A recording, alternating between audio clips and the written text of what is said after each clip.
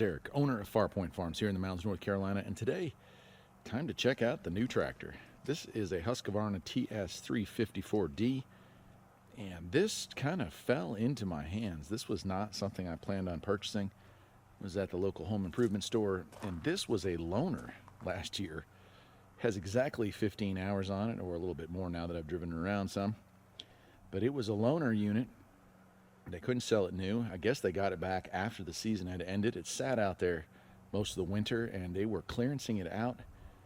And for far less than $1,000, I took home a genuine garden tractor. Now, some of you, or most of you probably remember, I had the GT 54XL, and this is kind of, well, it's a little bit of an upgrade, a little bit of a side grade, I guess. I don't know.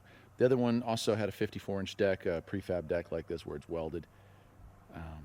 Nice mower, man. That one had a Briggs & Stratton. This one has a Kohler, and I'm just going to go ahead and walk around it. Now, check out that seat. That's probably the first thing I'd like to point out there. That is the seat off of one of the zero turns. It's a leather seat, nice armrests, very comfortable seat right there. And it's got a nice brush guard on the front here. And unlike the old garden tractor, this one has conventional lights, so I won't have to worry about those LED boards going bad in there like it did on the other one. So I'm actually going to replace those with LED lights, but they'll at least be just regular 1156 style lights. So that's kind of cool. Hydrostatic K66. This does have the locking diff. Go ahead and show you up here. The other one had an amp gauge or an amp meter. This one just has the hour gauge. I'm okay with that. Light switch up here, throttle here, choke here, and that's your diff lock up there. Right there's your diff lock, and electric PTO engagement is on that side. And around on this side, another thing I like a lot, they got rid of the smart switch. That was the stupidest thing I've ever worked with, but you know, I guess it sounded good on paper. I'm sure the engineers were very proud of themselves for thinking up that idea. But now this one just has a regular key and should give a lot less problems, so I'm really looking forward to that. Deck is got nice greaseable mandrels. It's definitely heavy duty and stout. I'm going to be pulling the deck off. I've got some cool equipment that I'm going to be putting on this, and we're going to do it up like the GT52XL was starting off with. I've got some 23 by 10.5 by 12 ag tires I'm going to be putting on there. I've got some wheel weights for it. On the back here, I'm definitely going to be putting on one of those Johnny Products electric sleeve hitch upgrades. Those things are just awesome for farming. If you don't have one of those, I highly recommend it.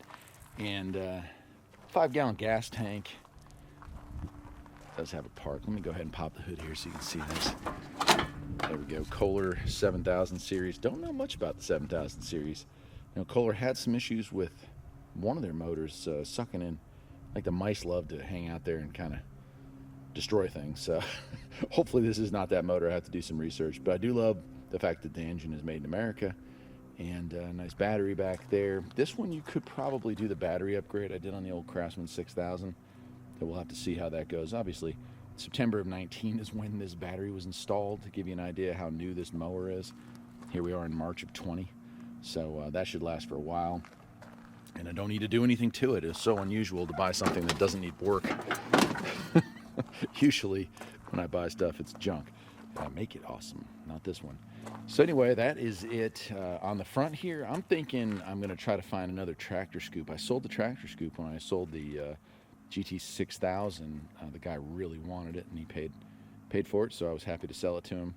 Maybe I get a Johnny Products Johnny Plow for this thing if I can find one, and see what it can do. Kind of compare it to the Kubota and see, you know, lift and use wise and stuff. So we'll check that out. They did. Somebody took a coat hanger, drilled a small hole right there, so they could get that big flap up there. The thing does stick out quite a bit. I did notice that. But yeah, overall, really, really nice tractor, and I'm looking forward to using it here on the farm. Kind of, this whole channel started off with garden tractor stuff, and having sold the last garden tractor last fall, or last summer, I guess it was, that just hasn't been the same. You know, the Kubota BX is a great tractor, don't get me wrong, I love it, but sometimes you don't want to take out something quite that large, so this gives me the opportunity to take out a mid-size, good-sized garden tractor and do some gardening, especially for actual gardening. The Kubota is a little bit overkill for up there on that in the garden, so this thing will be perfect size for that. That's it for today. I'm Eric, the owner of Farpoint Farms. Hope you enjoyed the video. And if you did, perhaps you will think about liking and subscribing. I'll see you next time. Take care.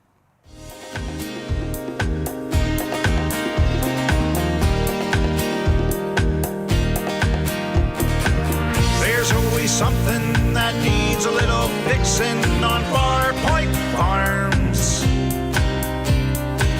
Freedom is mighty sweet.